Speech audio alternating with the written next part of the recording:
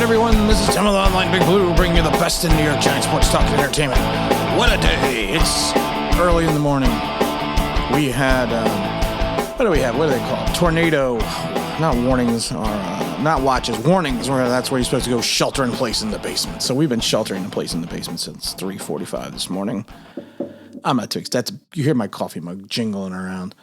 But I wanted to do a video because you know what? What else are you going to do at 3:45 in the morning? Not much. And everyone's all in one room.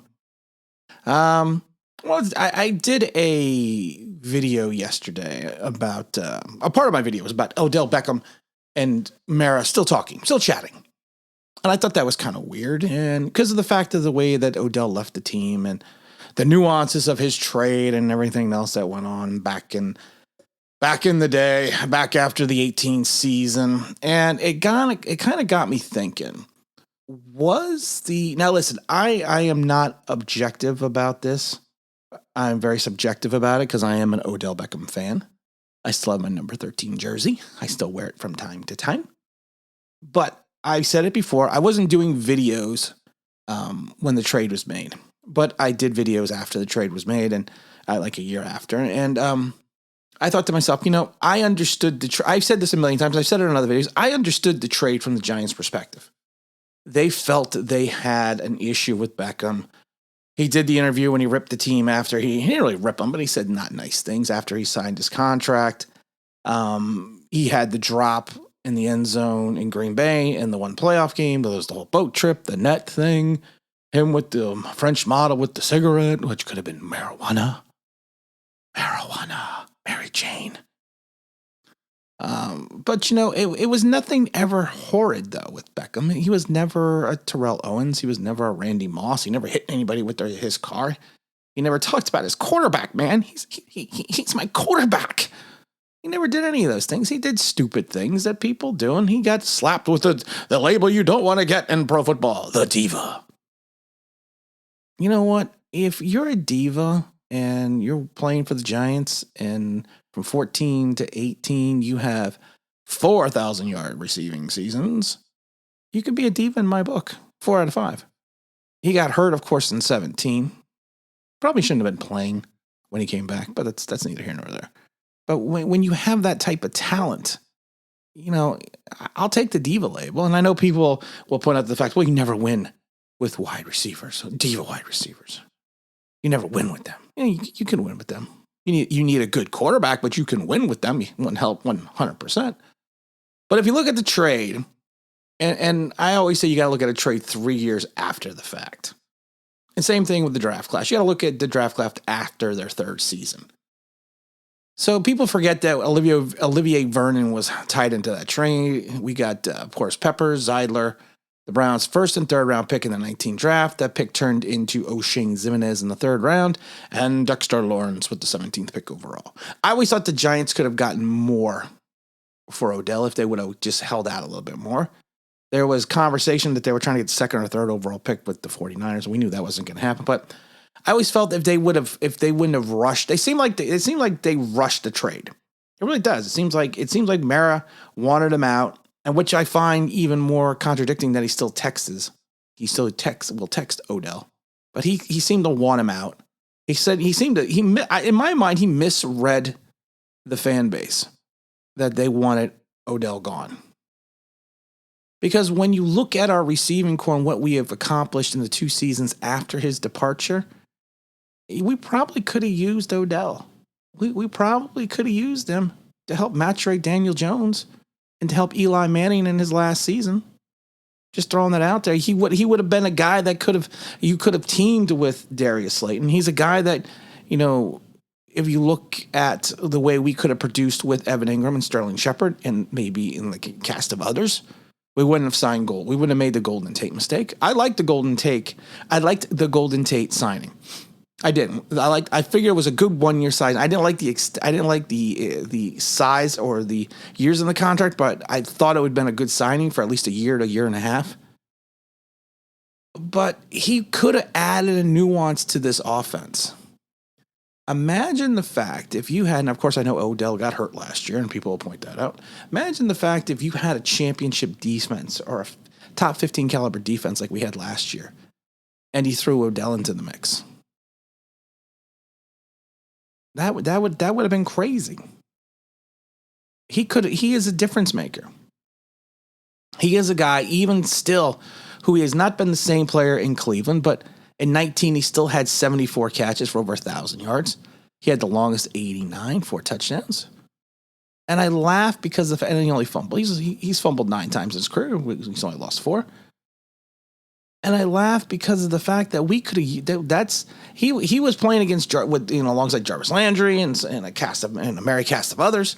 So he was never going to be the true focal point, which is always surprised when he went to Cleveland. I think he was more upset that he went to Cleveland because he knew he wasn't going to be the focal point of the offense. But imagine if you translate that type of talent into last season. Could it have helped Daniel Jones? Sure. And I know the big thing with Gettleman and Mara was we didn't want him, Odell, to dominate Daniel Jones. We didn't want him to be the guy that was going to, get under the rookie's skin or push around the rookie. And that's another red flag to me with Daniel Jones. If you think that's the case, and he doesn't have a strong enough mental fortitude to withstand Odell Beckham, you might have been drafting the wrong guy. But he is a cog that we could have used. And I've never understood giving him the money and then trading him and then wrecking the cap for a year.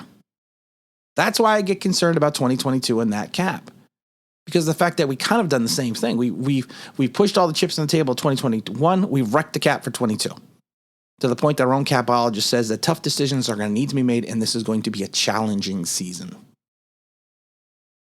I'm just saying, to me, if you look at return, what we got, Zeiler's gone.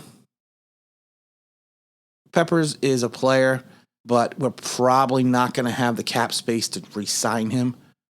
He's probably going to be a cap casualty for the Giants. Dexter Lawrence, we need to see what we get out of him in year 3 without Dalvin Tomlinson. And O'Shane Ximines has been a bust at this point.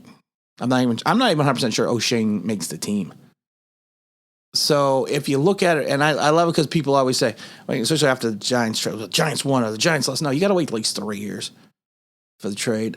Like I said, I am an Odell fan. I admit that freely. I like Mr. Beckham. I got his jersey. I got a picture of the catch autographed hanging on my wall still.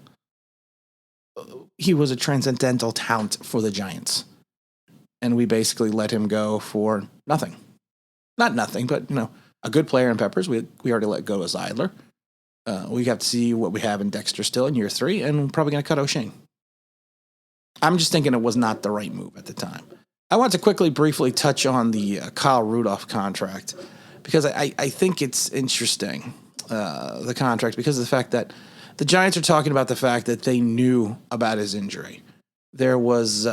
They basically are saying there was no doubt in their mind about it. I mean, they knew all about them. They knew all about the injury. They knew all about it, and they signed him anyways. And the Giants had an out with the Kyle Rudolph contract because, like I said, once they found out he was injured after he failed this physical, we could have gotten out of the contract. We could have walked away from the contract. We could have restructured the contract. But you have to hear how Kyle hasn't even dressed yet. And we don't even know when he's coming back because, he still hasn't even got on the field. It's 2 years, 2 years, $12 million. And all contracts are always pending physicals. And the Giants could have circled back and lowered the value on the contract and paid him more in incentives. But Gettleman says, we knew all along. He didn't blind us. Do you think I would do this for a hobby? We're fine. The misunderstanding, and like I said, if it was an issue last season and we could fix it in March and it wasn't anything football related, it's fine. But like I said, it sounds, and then then Gettleman comes back again with a written statement to clarify some of the things he said in the press conference. Says, we honor the agreement because our doctors were confident Kyle would be fine following the procedure. Okay, so did you get blindsided about it? Did you not know about it? I mean, which one is it? I mean, it's even going back, to, I don't know, which one is it? Did we know about the injury? Did we not know about the injury? Did we give a guy $12 million? Really only $6 million. Did we give the guy this amount of money because of the fact that that's what he wants to do? I mean, I don't know. So sometimes I wonder about Gettleman. Because like I said, you could have gone back and reworked that contract and picked up some more cap space and still had Kyle Rudolph. Because who knows? We have to see when we're going to see him. Now, the other thing that I wanted to bring that up is because of the fact that the Giants are saying they're changing their stance on contract talks with Saquon Barkley. Gettleman has been a long believer about limiting extensions, and evidently he is not going to do that now. He'd never liked giving extensions out during the middle of the year, and evidently he's changing his stance, which of course is welcome news for Ingram and Peppers and Barkley. And Gettleman came out and said, it depends on the guy and where the team is at. I used to feel like it was a bad idea, but not so much. I have changed my idea on that. Yes, I am a lot more flexible on it. Okay, and like I said, I'm not gonna cry for Barkley because Barkley's still playing on the following year of his 4-year, $31.9 million. He's kind of hitting that gray area that Gurley and Elliott and McCaffrey and Kamara and Cook all kind of avoided by signing their contract or second contract in year 3. But none of those contracts were as large as Barkley's, and like I said, even entering into the season of the 5th-year option, he'll still be paid as a top 10 running back. I mean, if you think about it, and this is all going back to Odell also. The Giants handed out $95 million to Odell in 2018.